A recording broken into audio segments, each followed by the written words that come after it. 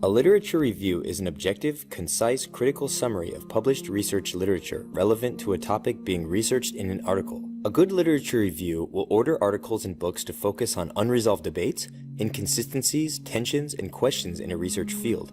It will also summarize the most relevant, important aspects of scientific literature related to your area of research, and synthesize past and current research on the topic and show how your research fits in. One way to think about doing a literature review is to imagine building a bookshelf. You don't need to cut each piece by yourself. Rather, you can take the pieces that other researchers have made and put them together to build your project. The literature review provides an understanding of the background of the field, identifying which studies are important and which are not, to put together your bookshelf of a study. So what should the literature review include? Historical background for research. You should show what has been written about your field of research so that you can present something new and significant and contribute to the understanding of this field, even in a small way. This also demonstrates to other researchers and journal editors that you know how to read theoretical concepts and put them in your own words to show understanding. Include current research context in which your research is situated. This means discussion questions, issues, and debates in the field. You can contextualize your work by showing related work as both historical background and the modern state of research, showing the development and trends of research. Include relevant theories and concepts. For example, if you are researching the relationship between the ecological environment and human population in that environment, providing models and theories that focus on specific aspects of this connection will help contextualize your study. Introduce and define relevant terminology to show how terms fit into the context of your work. Describe related research and show how your work expands or challenges this research, or works to fill in a gap in the work in this field. You can use the literature review as evidence of what works, what doesn't, and what is missing. Provide supporting evidence for a practical problem or issue that your research is addressing, showing its importance. Referencing related research establishes your area of research as reputable and shows you are building upon previous work that other researchers have deemed significant. Literature reviews range from the selective, a very narrow area of research or only a single work, to the comprehensive, or a larger amount or range of works. They can also exist as part of a larger work or stand on their own. A course assignment is an example of a selective standalone work. It focuses on a small segment of the literature on a topic and makes up an entire work on its own. The literature review in a dissertation or thesis is both comprehensive and helps make up a larger work. A majority of journal articles start with a selective literature review to provide context for research reported in the manuscript, which is the broader work for which the literature gives context. The literature review is often included in the introduction. Some literature reviews are both comprehensive and stand as a separate work. The entire article analyzes the literature on a given topic. Thus, the literature review, while it has common applications across many kinds of documents, can serve slightly different purposes and take different forms. The two types of literature reviews found in journals are research articles, such as studies and surveys, and standalone literature analyses. They differ in their scope, length, and specific purpose.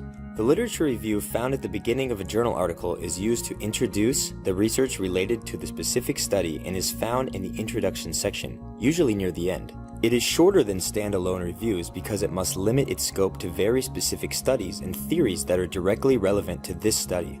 It is also often used to set research precedent and support theory or methods. Here is an example of a review of the literature, accompanied by the heading, Related Research.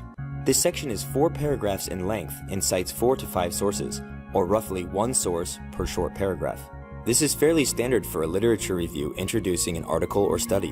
When a literature review exists as a part of an introduction to a study, it follows the structure of the introduction itself and moves from the general to the specific, presenting the broadest background information about a topic first, and then moving to specific studies that support your study, finally leading to your hypothesis statement.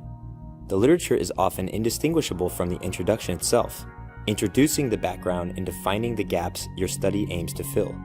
The standalone literature review published as its own article, on the other hand, presents and analyzes as much of the important text in an area of study as possible to provide background information and context for a current area of research or a specific study that is being conducted now or will be conducted in the future. This can be an excellent resource for researchers when they are first seeking out the most relevant information on an area of study. Such an article thus presents and analyzes as many relevant texts as necessary to give a full account of a research topic, approach, or theory. It is generally a bit broader in scope and extends further back in time. This means that sometimes a scientific literature review can be highly theoretical. In addition, it focuses on the results and methods of previous studies. It often has a more extended analysis and goes into greater detail. All of the sections of this kind of review refer to the literature rather than detailing a specific current study. In this example of a literature review in a journal, there are two features that distinguish it. First, the words literature review are contained in the title.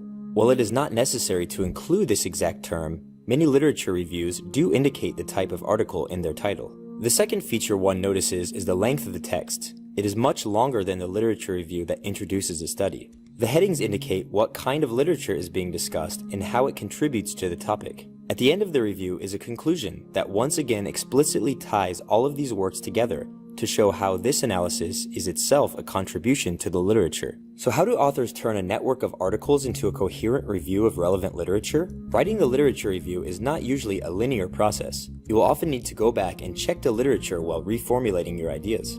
This means you will not be writing the literature review at any one time, but constantly working on it before, during, and after your study is complete. This process will apply more to standalone literature reviews, but can also be useful in understanding what to include to introduce your study. The first step is to choose a topic to write on. Focus and explore this topic. Choose a topic that you are familiar with and highly interested in analyzing, a topic your intended readers and researchers will find interesting and useful, and a topic that is current, well established in the field, and about which there has been sufficient research conducted for a review. This will help you find the sweet spot for what to focus on. In a journal article introduction, this is the point where you might realize you need to adjust your scope depending on what you learn from the literature. Next, research and collect all of the scholarly information on that topic that might be pertinent to your study. Scholarly articles, books, academic conference speeches, dissertations and theses, and any other academic work related to your area of study is called the literature. Next, analyze the network of information that extends or responds to the major works in your area. Select the material that is most useful. Use thought maps and charts to identify intersections in the research and to outline important categories. Select the material that will be most useful for you to review. Following this, it's time to describe and summarize each article. Provide the essential information of the article that pertains to your study. Determine 2 to 3 important concepts, depending on the length of your article, that are discussed in the literature. Take notes about all of the important aspects of this study relevant to your topic being reviewed. For example, in a study of heart disease, perhaps some of the main concepts are arteriosclerosis, hypertension, and obesity. Note these concepts and then write a brief summary about how the article incorporates them. For instance, Yang's 1995 longitudinal study of obese patients attempts to measure the effects of chronic hypertension on atherosclerosis. In reviews that introduce a study, these can be relatively short summaries. In standalone reviews, there may be significantly more text and concepts to review. After you've summarized each article, you want to demonstrate how these concepts in the literature relate to what you discovered in your study, or how the literature connects the concepts or topics being discussed. In a literature intro for the article, this information might include a summary of the results or methods of previous studies that correspond or confirm to the sections in your own study. You might identify the missing parts in previous studies that your study addresses, or highlight concepts that support your hypothesis, methods, results, or conclusions. In a standalone literature review, this may mean highlighting the concepts in each article and showing they strengthen a hypothesis or show a pattern.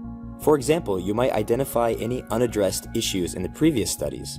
You can identify what is accurate and what is out of scope within these works. The final step in the literature review process is to identify relationships in the literature and develop and connect your own ideas to them. This is essentially the same as the previous step, but focus on the connections between the literature and the current study or guiding concepts or arguments in the paper, not only the connections between the works themselves. Examining these concepts is almost like doing a study in itself, pointing to the most important information from previous studies and drawing possible conclusions from the results of these works. Your hypothesis, argument, or guiding concept is the golden thread that will ultimately tie the works together and give them the importance they wouldn't have had outside of your literature review. Furthermore, your review will not only cover publications on your topics, but will include your own ideas and contributions. By following these steps, you will be telling the specific story that sets the background and shows the significance of your research, and you can turn a network of related works into a focused review of the literature. How long should a literature review be? The length of your literature review will be determined by how many sources you are reviewing and how many concepts you are exploring, as well as how much tension exists between these concepts.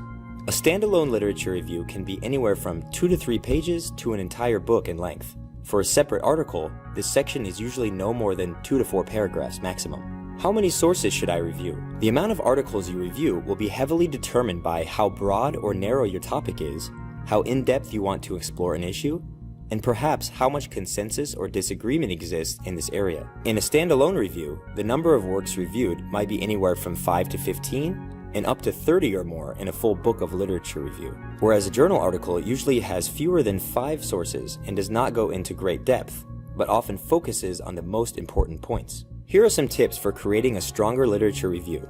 Always define your topic and audience before beginning your research. This will help later when deciding which works to ultimately include in the review. Read as many journal articles as you can, especially those that are in your area of interest. These will give you an excellent idea of how to structure and order your review. Focus on more current literature, especially when it comes to studies and articles. Using older theories is fine if they are fundamental and provide a stable foundation for work that hasn't changed over the years. But more current research will always be highly sought after by researchers and other readers. This might go without saying, but researchers should always take ample notes while they're researching the texts. Using note cards, tables, and computing programs like Microsoft Excel will help organize and index information and make it much easier to categorize later. Whatever you do, don't simply stack text in the relevant pile without first writing down exactly what in the text makes them relevant.